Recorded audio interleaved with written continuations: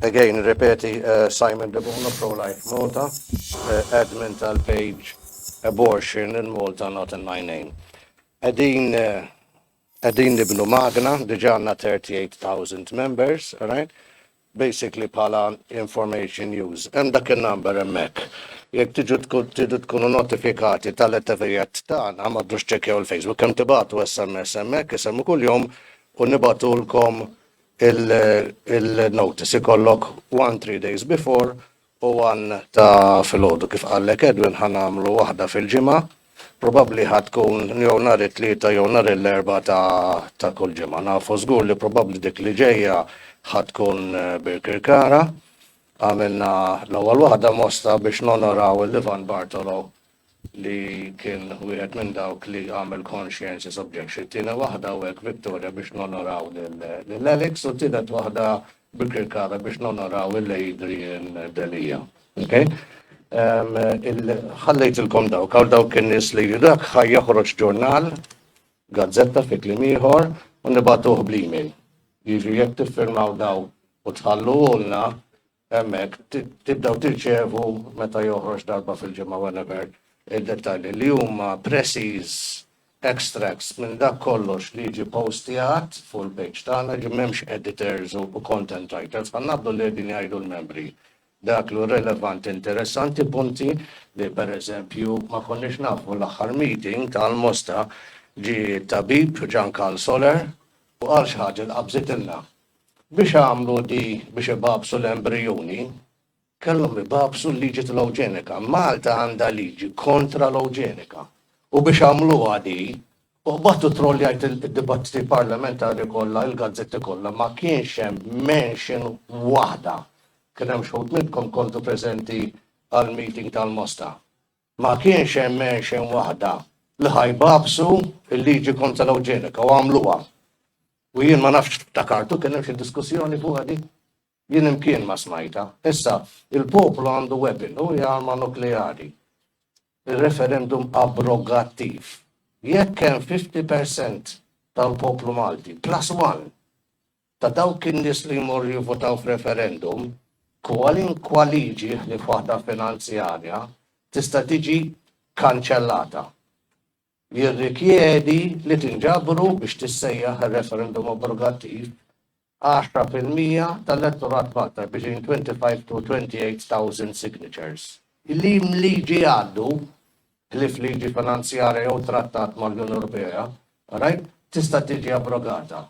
Jien naqra assa fuqhom, ma niftakar imkien li kien hemm diskussjoni li ħad titbabas il-liġi l-eugenika. Għax fil-fatt il-liġi Maltija tipproteġi l-ħajja. Right? Ma tistax taqtol bniedem innoċenti. Laqqas li staw noqtlu bniedem ħati. Għax m'għandniex il-pena kapitali Malta, il-for treason. U kif kun nużaw ħafna membri tal-Parlament ma jkunux hemm, ma treason requires the use of armed force, allura mhux qed jużaw rajtu kif waqaf il-violenza politika, għax dik tiġi sedition u treason.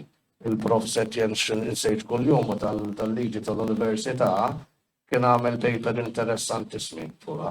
Ma ħanżommu fuq dak li jikkonċerna lilna. Aħna konna approċċjajna wieħed kull kandidat li ħareġ għall-elezzjoni. U saqsejnihom, inti lest tiddikjara b'mod solenni li tismawha. Mhux li inti kont tal-vot, li inti lest tivvota tikkommetti b'mod solenni tivvota kontra kull mhux amenda. Nsejġ kienet. Le, kontra kull issa niftakar x'kienet. Kontra kull ħaġa jew liġi li tiffavorixxi l-abort. Mhux jekk intix favur jew kontra l-abort, dik ġa qalu. Right? Kontra kull emenda xi ħaġa kiena. U l-maġġor parti tan-nies li ġew eletti ivvotaw. Kien hemm numru fuq il-kamp ta' partit politiku talbuna biex ma npubblikawx isimhom jien għandi l-affarijiet bil-miktub kollha, għax qegħdin f'sitwazzjoni fejn kien hemm pressjoni minn grupp żgħir estremist jgħidulhom rebel progressivi kif ħallilna l-isqof l-huma l-aċċess l-huma liberali u l-qas huma progressivi. U qegħdin jaħdmu minn ġewwa biex wafqu idawru l-affarijiet. Il-maġġoranza, jekk inti taqbad l-edowa tal-Moviment Pro-Life Malta bħal Malta Today, il-Love in Malta, kull darba għamlu l-polls, immaġġana kemm babżuru, right? Qatt ma ġabu iktar minn 87% favur kontra l-abbot. Fil-realtà hija ħafna inqas. Għax imbagħad tara x'id-domanda jsaqsu, aħna nsaqsu l-istess domandi. Right? Inti favur jew kontra l-abort? 96-97%. Inti taqbel li toqtol tarbija qabel it-twelid? 98%. Jekk ħadd mut l-om taqbel li t-tabib jażel bejlhom, m'hemm bżonn nisaqsija, liġi tipprovdiha. Ma kien hemm ebda persekuzzjoni, ebda kawża, ebda avukat ġenerali, ebda spettur ta' pulizija li mar intimeda dal-aħħar 15-18 sena, right? Fuq affarijiet ta' abort. Dal-aħħar 500 sena, 500 sena, ma sar ebda prosekuzzjoni kontra tabib jew staff mediku 500 sena. Jiġifieri 500 sena ilu kienu laqqas minn għadi. Artik 1666 qiegħda, bil-Knisja. Ma kien hemm ebda prosekuzzjoni kontra tabib li ħadd deċiżjoni ħażina biex iddeċieda jekk ittermina jew le il-ħajja tat-tarbija minħabba l-om. Aħna għandna l-aqwa tobba fid-dinja, għaliex għax Malti le. U xibtajt l-istatistika, dal-aħħar 12 sena ma mietet ebdahom li kellha problemi fit-tala. Ma jeżisti ebda rekord fid-dinja tala. Dal-aħħar 50 sena ma mietet ebdahom fit-tala. Mela, ħanajlek għax ma jisemmux, għax grupp żgħir estremisti, aħna jgħidu progressiv, fil-realtà jekk inti tipparagonu mal-gruppi politiċi fid-dinja, leninisti, tsaristi, maoisti, estremisti. Li parti mill-dak tagħhom huwa l-kontroll assolut fuq il-bniedem. Imma hija xi ħaġa ferm għar, għax jekk inti Hitler kien qatel xi 6 miljun. Dik bdiet bl-eugenika, azzjon T4.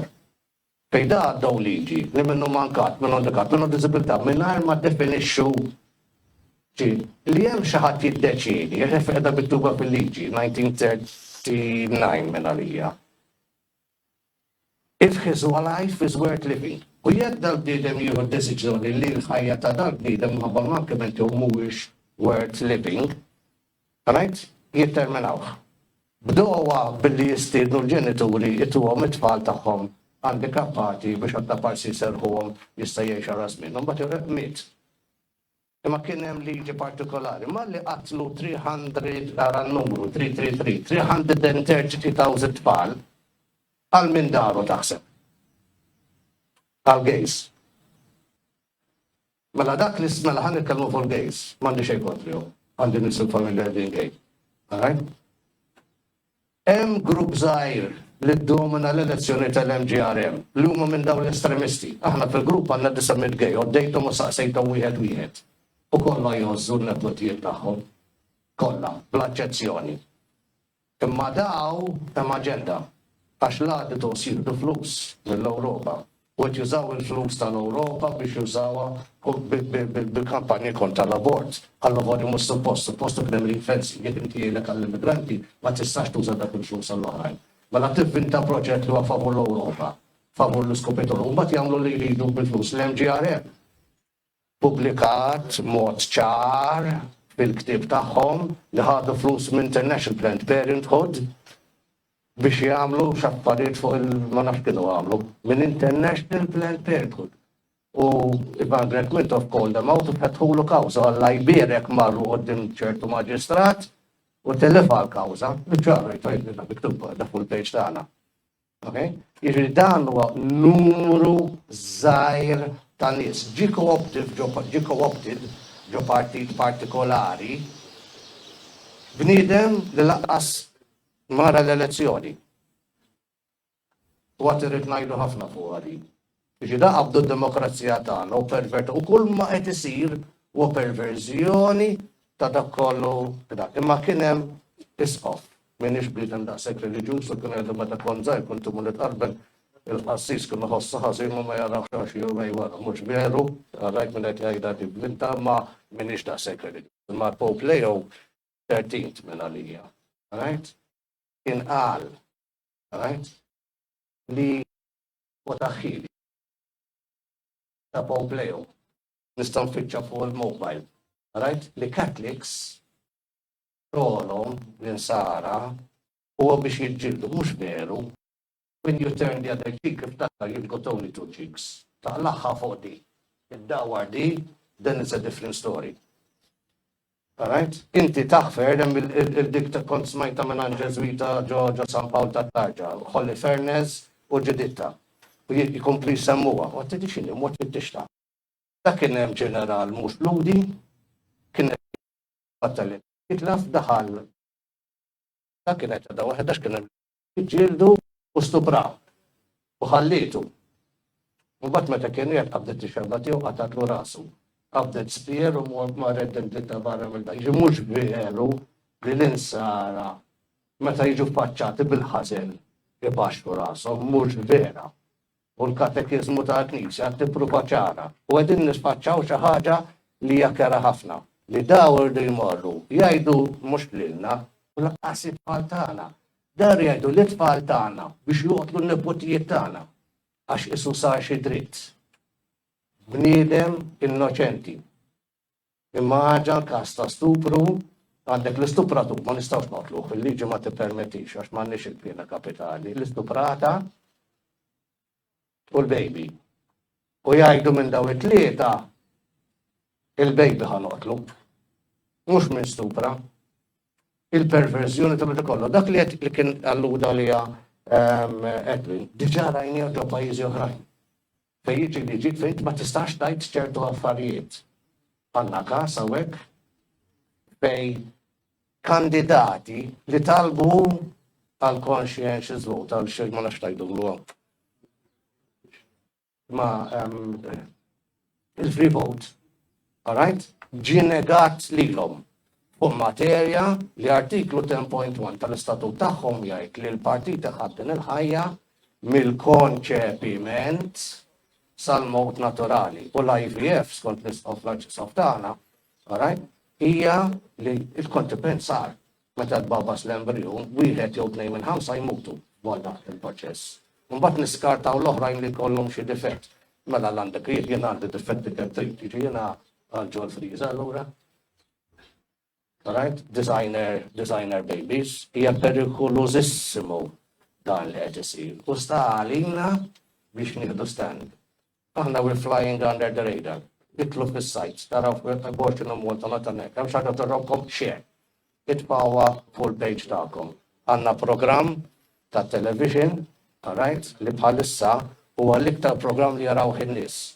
Aħna ħadd ma jħallina nitkellmu fuq television, ma ħanmurru aħna qiegħed fuq l-F Channel fis-7:30 filgħodu fit-8:30 ta' filgħaxija. Kuljum. Darbtejn kuljum u nagħmlu slots ta' bejn 3 u 5 minuti kontra l-abort. Okay?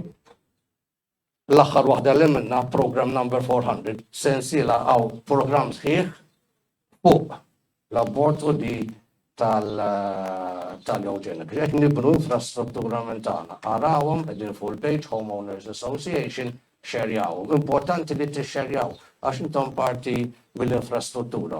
Subajkom ma tagħmel like, share u tiddeċida fejn titfaħħa.